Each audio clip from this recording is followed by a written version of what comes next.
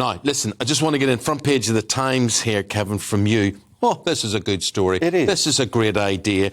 British travellers returning home will be allowed to skip queues for passport checks and walk through what are called contactless corridors under plans to use facial recognition at airports. Now, often a lot of people are quite scared about facial recognition, but I'm not going to... Oh, gosh, yes. You know about big brothers watching you and they know where you go and all that sort of thing. Yeah. But that's a great idea, this. Well, I thought viewers and listeners would like a positive story based on policy and real things as opposed to ding-dongs between candidates. And the front page of the Times, which have been picked up by other newspapers, as you say, plans out yesterday from the Home Office, facial recognition technology. Basically, if you register for this scheme, you'll be able to walk through on your return to the country.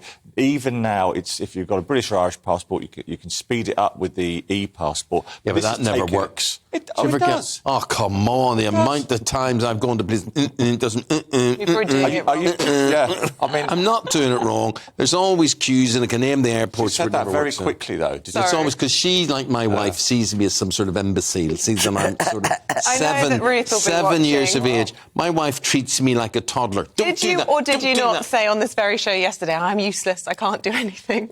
I can do that. Yeah. I can do that. Look, even for you, Eamon, I think this is really going to be positive. This is brilliant. You don't have to whip the passport out anymore, and I think, you know, people should look at. Do you know what you don't know with a passport? Is it that way round? Is it that way round? Is it that way round? Have diagrams and arrows. But this is really, because one of the frustrations I would say that a lot of us have been feeling in recent months are the queues when you come back into the country. Right? It feels quite chaotic. Awful. And this is a specific, really good set of proposals to make that faster and easier. So. Good news. And do you know what I'd also say? Those queues, which are inexcusable, you could be there for an hour, right, or maybe longer standing.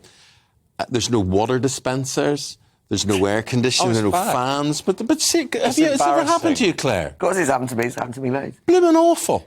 But a little note of caution. Oh, here we go. No, little note of caution, which is it's great to have a technological solution here, and people are getting fed up. But there will be job losses as a consequence of this, just to note, because one of the things that we're going to see is, and it's one of the tensions we've seen with the rail workers and with all the rest, is technology replacing human beings.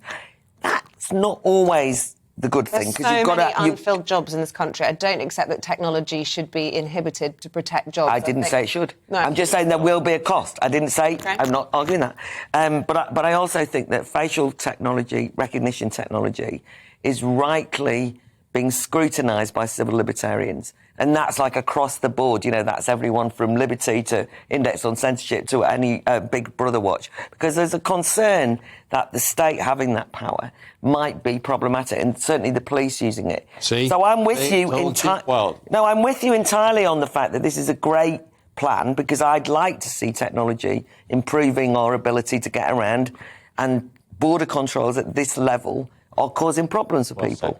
But it doesn't mean that you can't raise some of the problems that are associated with it.